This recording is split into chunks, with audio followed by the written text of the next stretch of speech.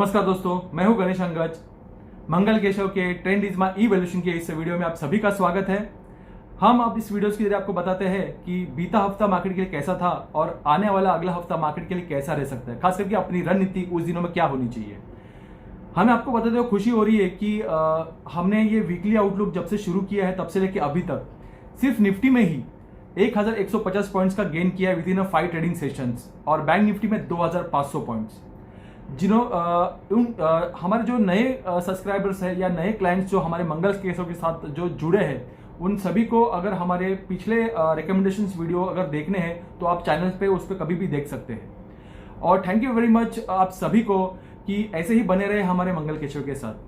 आइए शुरू करते हैं कि लास्ट हफ्ते के दिए हुए इंडेक्स कॉल के साथ।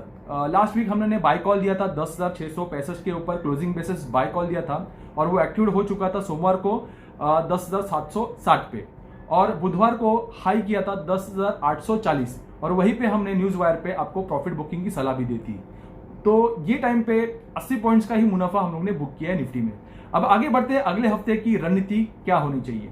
सोमवार को हम संकेत लेंगे ग्लोबल मार्केट से, खास करके अमेरिका के मार्केट और साथ ही कोरोना के लेके किसी तरह के अपडेट आते हुए हैं, क्योंकि अब है ना सारी सरकार जो है थोड़ी थोड़ी चिंताओं में नजर आ रही है क्योंकि कोरोना काबू में नहीं आ रहा है, चाहे वो अमेरिका का मार्केट हो चाहे हमारा मार्केट हो। अगर कोरोना के मामले कंट्रोल में रहते हैं तो ही ठीक है, नहीं तो थोड़ी चिंता का कारण बन सकता है।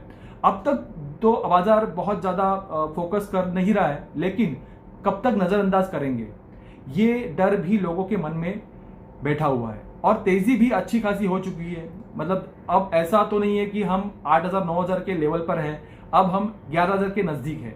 तो रिस्क रिवॉर्ड रेशो अब पूरी खबरों के लिहाज से बहुत फेवरेबल नहीं है। तो थोड़ा हमने ग्लोबल सिनेरियो पर और कोरोना पर ध्यान रखना पड़ेगा।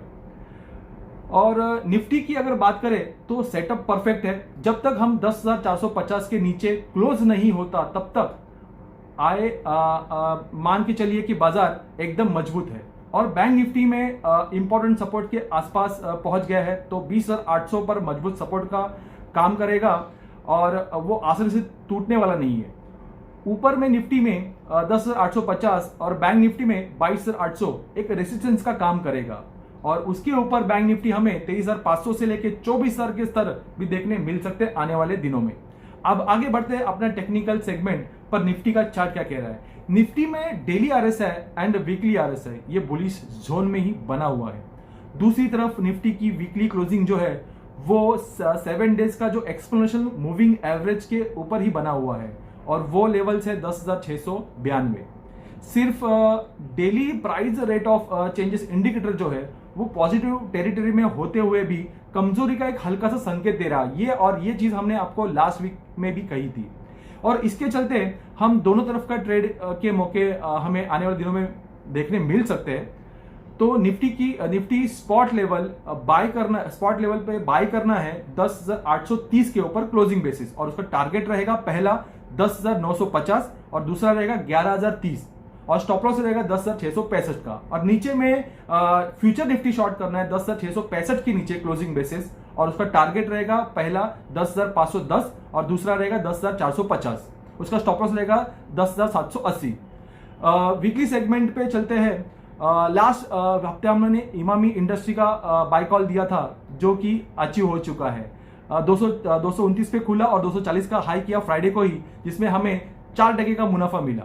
अभी नेक्स्ट वीक के लिए आपको बाय करना है GNFC, Gujarat Narmada Valley Fertilizer and Chemicals. Buy करना है 173 के आसपास, और उसका स्टॉप लॉस रहेगा 160 और टारगेट रहेगा 188 का। और हम ये टाइम पे दूसरा कॉल दे रहे हैं KTK बैंक का। KTK बैंक आपको खरीदना है 47 के आसपास, उसका स्टॉप लॉस रहेगा 42 का और टारगेट रहेगा 56 का। आशा करता हूं ये पूरी इंफॉर्मेशन आप सभी को अगले हफ्ते के लिए एक फायदेमंद साबित हो। मिलते हैं अगले रविवार को। धन्यवाद।